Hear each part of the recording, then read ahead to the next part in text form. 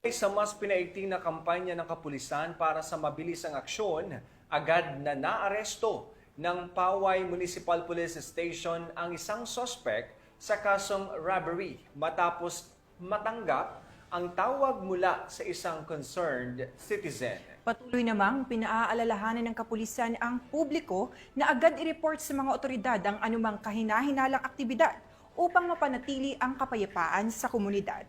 Nakatutok dyan si Police Master Sergeant Robert Abella Jr.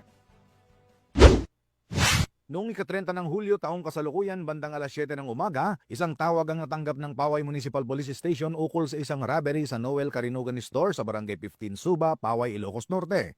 Agad na tumugon ang mga patroller mula sa Sector 2 at nagsagawa ng investigasyon.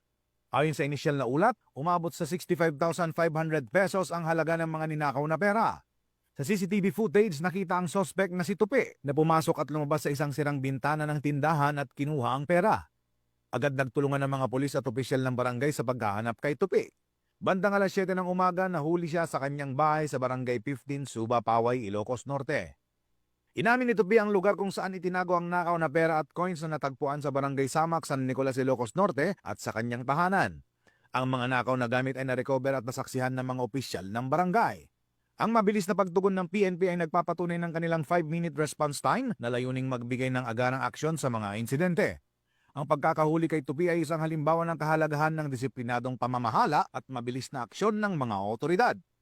Sa pagkaka-recover ng mga nakaw na gamit, pinalalakas nito ang tiwala ng mga mamamayan sa PNP at nagsisilbing hakbang tungo sa mas ligtas at makatarungang bagong Pilipinas. Mula dito sa Ilocos Region, ako po ang inyong PNN correspondent, Police Master Sergeant Robert Abella Jr., alagad ng batas, tagataguyod ng Balitang Pulis.